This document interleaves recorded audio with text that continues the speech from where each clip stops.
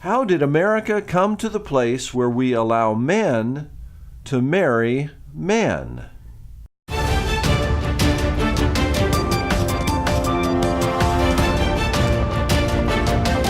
Occupying Till He Comes at Southwest Prophecy Ministries.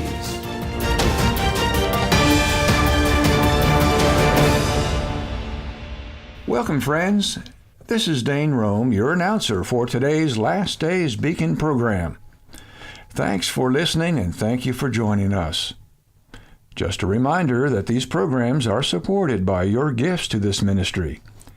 If you would like to contribute to this ongoing faith ministry, which deals with Bible prophecy and current events, simply go to our website to contribute. Our website address is www.swpm.us. You'll find a donate link on the homepage. The website address again is www.swpm.us.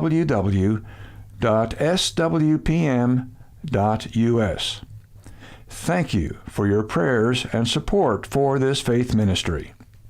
On today's program, Dr. Snitker interviews Carol Rustin, author of the April 2019 Last Days Beacon article entitled The Queering of the Church, Part 1. The article is subtitled LGBTQ+, The War Against God and the Plot to Destroy Christianity. In this provocative article, Carol pulls back the curtain on the plan by the militant homosexual movement to infiltrate and destroy Bible-believing churches in America. How did we come to the point in America's history where it is now legal for men to marry men and women to marry women? LGBTQ activists will not rest until they have succeeded in eliminating Christians and Christianity in this country. Let's join Dr. Snitker and Carol Rustin as they discuss the queering of the church. Thank you, Dane. It is a great privilege to have Carol Rustin on the program both today and next week to discuss her brand new Last Days Beacon article entitled The Queering of the Church. The article is subtitled LGBTQ+,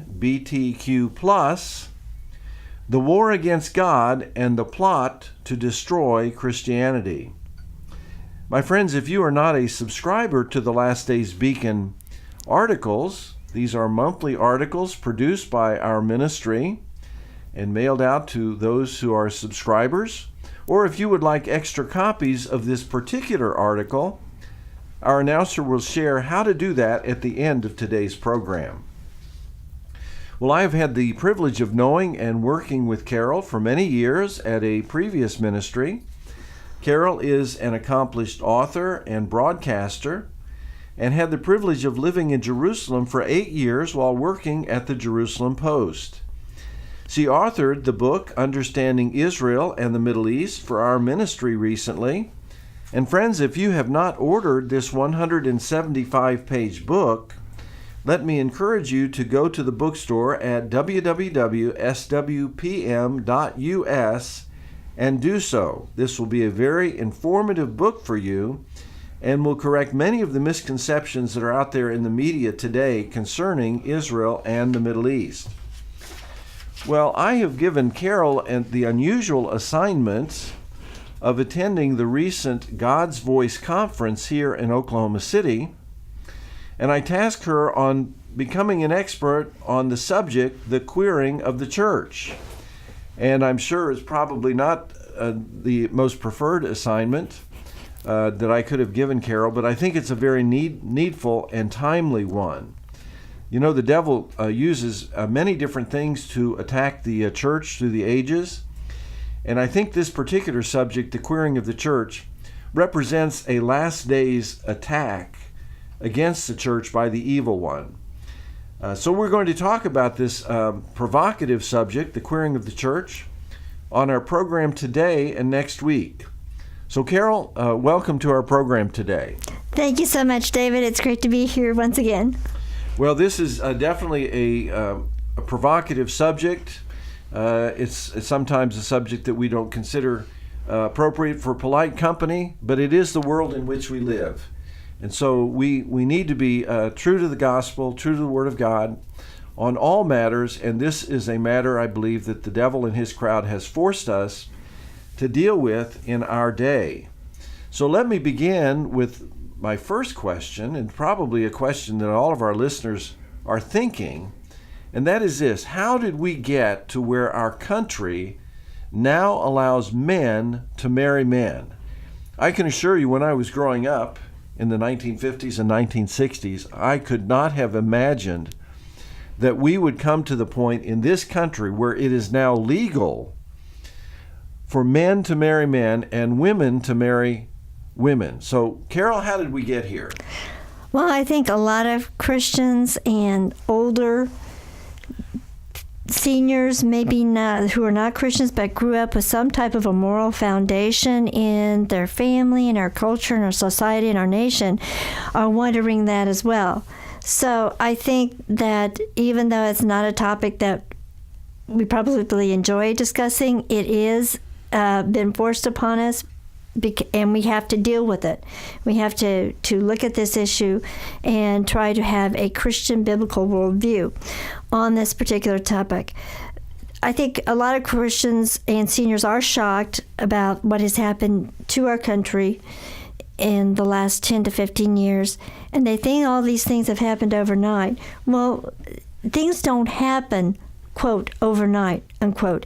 In fact, and I can give an example, somebody who has studied voice or a musical instrument or studied acting, or somebody who's writing, all of a sudden they'll have a smash hit on whatever their field is.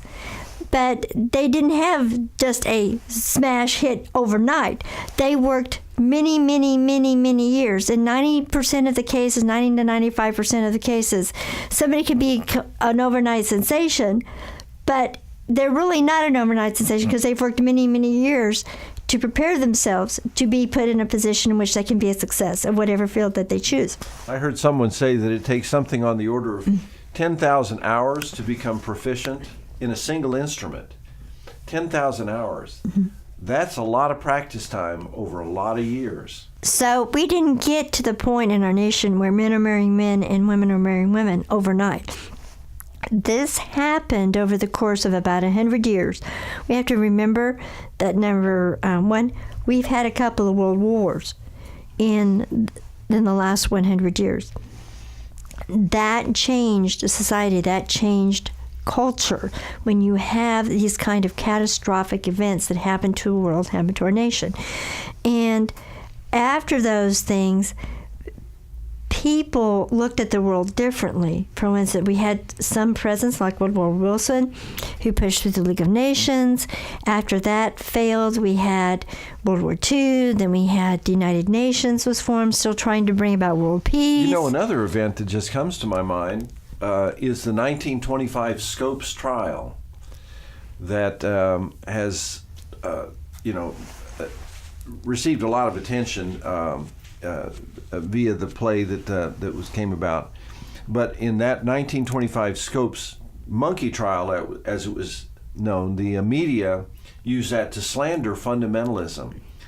So fundamental Christianity took on a bad name, even though the Scopes trial, as I recall, was won by the folks that were promoting allowing creationism to be taught. But the Scopes trial, I think, changed the mindsets of a lot of Americans and tilted them against fundamental Christianity and against creation. So I think that had a secularizing effect on our country also. Yes, that was something that happened that had a great influence on the culture and society of the United States as well as the world. You had the Great Depression, people losing their jobs, losing their property. That made a great impression. People had to really scrimp just to survive. Then you had, again, World War II. Then you had the founding of the State of Israel. You had the United Nations. You had, and through the United Nations, you had an actual organization that was pushing a global mindset and had a global agenda. You had things like in the 1960s, you had the Supreme Court decision that banned prayer in schools. In the 1970s, you had the Roe versus Wade decision. You had things, you had music, the rise of rock and roll music, not just pop music, but very, very hard rock and roll, promoting sex and drugs. So that had an effect upon our culture. You had very liberal politicians being elected to being elected to Congress. And so you had lots of different factors that helped to influence culture and society. And when you start taking God, for instance, the prayer that was litigated in front of the Supreme Court was just a very simple prayer. Didn't even mention Jesus, It was not sectarian at all. No, it was just a very, Almighty God, thank you for this day, very, very nominal, generic type of prayer. Nobody should have been offended by this whatsoever. So you have these kinds of influences. Now, you did also have the rise of the Jesus movement. You had Hal Lindsey's book, The Late Great Planet Earth. You had some revivals going on there. You had the election of Ronald Reagan. But these were momentary things that did not have a lasting effect upon our culture in the long term. So you had other influences there that affected our culture. And I remember in the late 1980s, early 1990s, that the homosexual community started bragging that we were going to have on American television an openly homosexual, it's going to be a television program, it's going to be about homosexuals, they were going to have that on, it's going to be on prime time. And I thought, well, this will never happen. Well, you have to give, and in the article I do make the statement, you have to give the very vocal homosexual and lesbian activists a lot of credit. They worked very, very, very hard to influence politicians, our culture, our society, Hollywood, movies, plays. So they worked very, very, very hard.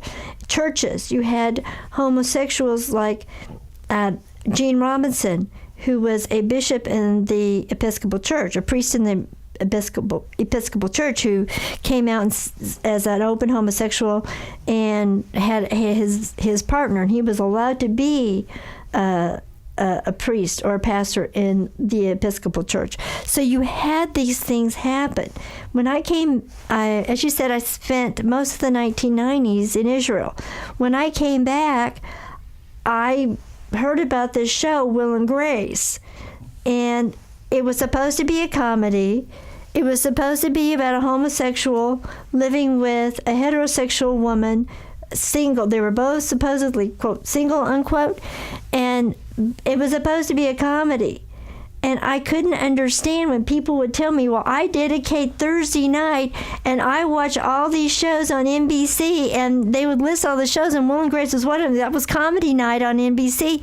I thought, what in the world why would they dedicate a whole night of watching a television show like this? And I actually had one girl that I worked with for a very short period of time who said that she was dedicated to these, Thursday night was her night to watch TV, and that was her show night, and she was going to watch her shows, and it included Will and Grace. I just couldn't understand it, so I had to watch this show to find out what was going on in American culture and society. I did the same with and to be honest with you, Sex and the City, because I didn't understand what this topic was. Sex and the City, surely this is not a television show all about sex. Well, I had to only watch it 2 or 3 times. I found out, yes, it really is all about sex. It really was. It really was. And so I watched Will and Grace about 8 or 9 times. And truthfully, I did not understand what the fascination was in this show. I did not ever find it to be funny. I didn't see anything comedic about it. I felt like I gave it a fair chance, but I just didn't understand the show. The only thing that I could see that the reason for the show was to push homosexuals and homosexuality on the American public. Social conditioning. Trying to normalize that lifestyle. Yes, and there was a parade, I think it was either for Christmas or New Year's or Thanksgiving, and one of the people that they had describing the parade said, well, everybody has a gay friend. Well, no, not everybody does have a gay friend. So, and it got to the point where I couldn't even watch television anymore because almost every show had a homosexual lesbian character on it someplace. There's a director named Greg Berlanti, and the shows that are on today, every one of the shows that he produces has a homosexual or lesbian character. I call it the Berlanti effect. And I think it's no coincidence that the shows that he directs or produces all have a homosexual or lesbian character, main character. So I think it's a intentional social conditioning agenda using the mass media. Yes, and again, you have to give the homosexuals and lesbians a lot of credit because they've been able to be very successful at pushing their agenda, especially on young people, because they've framed it as a civil right. Yes. And so it's a civil right for us to be married. It's not fair that only heterosexuals get to marry. It's not fair. They're infringing upon my civil right. I don't have the freedom to marry the person that I want to be with for the rest of my life. So this is a civil right that's being denied me.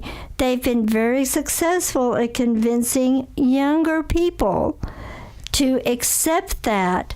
And a lot of people, young people especially, are very now accepting of homosexuality because of the homosexuals and lesbians have been very successful at pushing that agenda. They've changed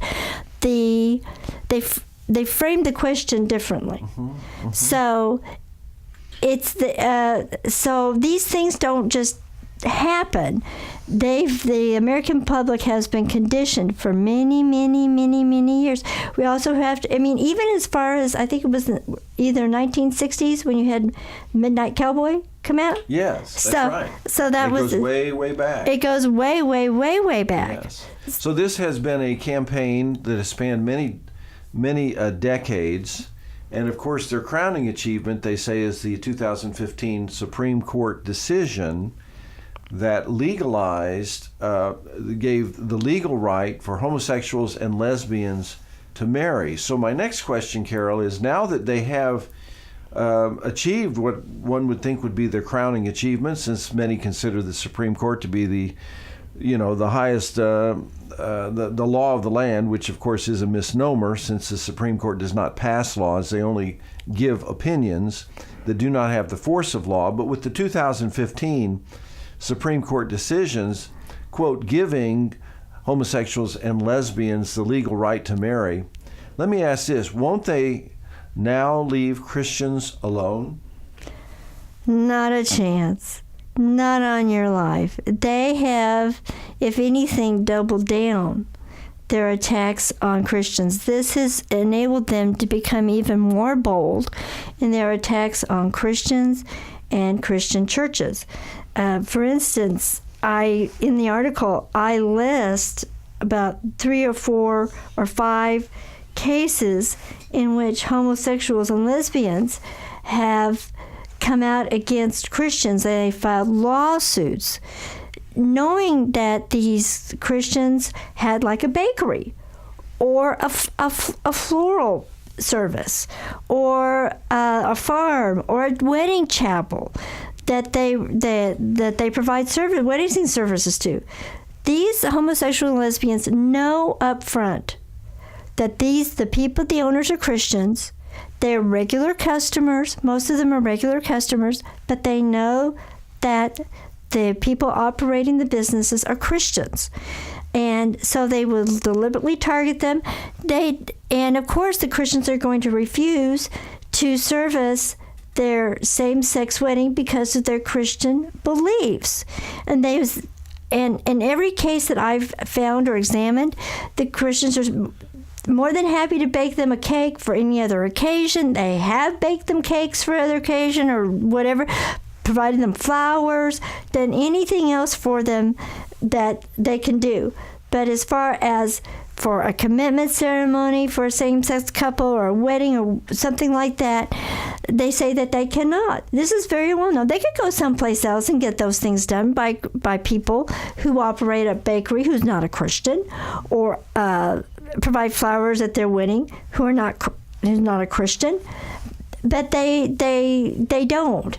And they actually, I read one article where and in most of these cases, the same-sex couple claim great emotional trauma and distress over the decision by the Christians not to do whatever that the couple wanted them to do. Well, my response is disappointments are a part of life. And as an adult, you're expected to deal with them.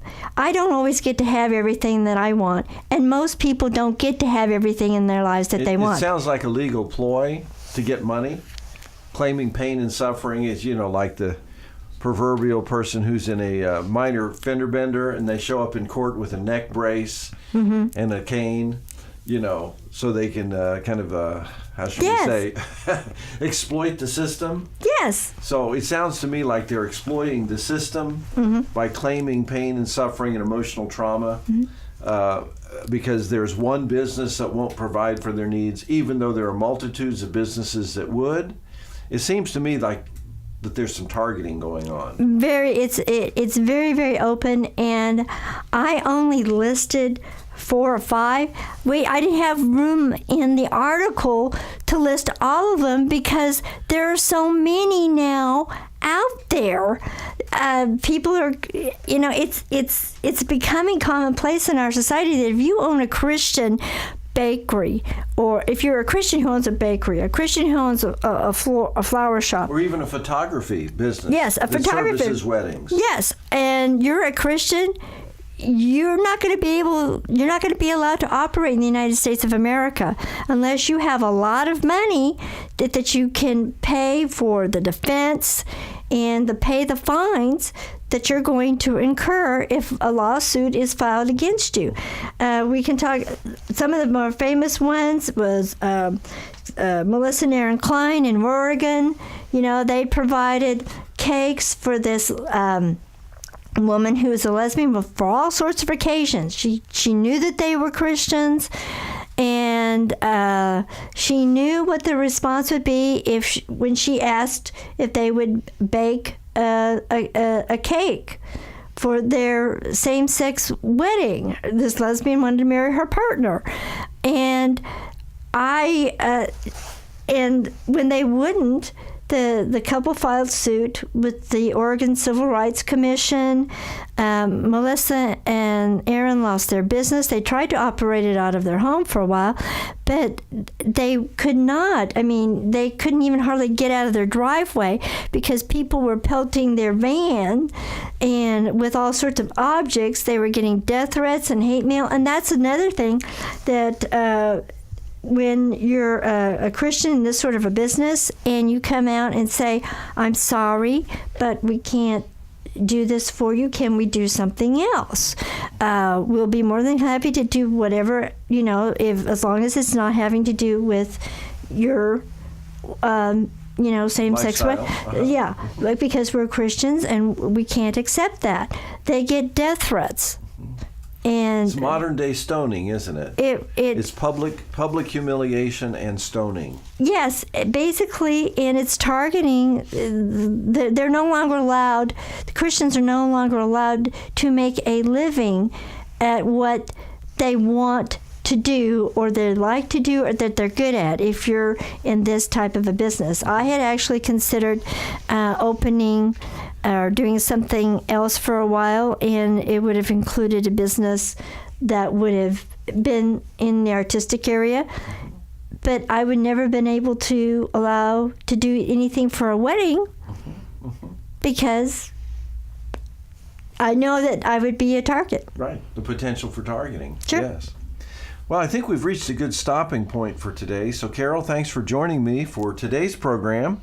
We are going to resume this discussion, friends, on next week's program as we continue to explore the queering of the church. And we are going to transition our program next week and actually talk about the threats of the LGBTQ plus community now targeting fundamental churches in America. Just as they have, as we discussed today, been targeting Christian businesses, now they're going after the church, friends. They may be going after your church next. So we have been talking today with Carol Rushton about her brand new and very timely article on the queering of the church, LGBTQ+, the war against God, and the plot to destroy Christianity. I'm sure you will want to obtain multiple copies of this April Last Days Beacon article entitled The Queering of the Church. And now our announcer, Dane Rome, will share how you can obtain this timely article. Thank you, Dr. Snitker. Today, we are offering an excellent article to accompany this series of interviews. Our April 2019 Last Days Beacon article by staff writer Carol Rushton is entitled The Queering of the Church, Part 1. It's subtitled LGBTQ+, the War Against God and the Plot to Destroy Christianity. You may order 5 copies for $5 or 25 copies for $15 contribution. Simply go to our website, www.swpm.us, and go to our bookstore. Type in the title of the article, The Queering of the Church, Part 1. The website again is www.swpm.us. Friends, thank you for joining us for today's podcast, and I look forward to seeing you next week for another Last Days Beacon program brought to you by Southwest Prophecy Ministries. Until then, this is your announcer, Dane Rome. Thanks for listening.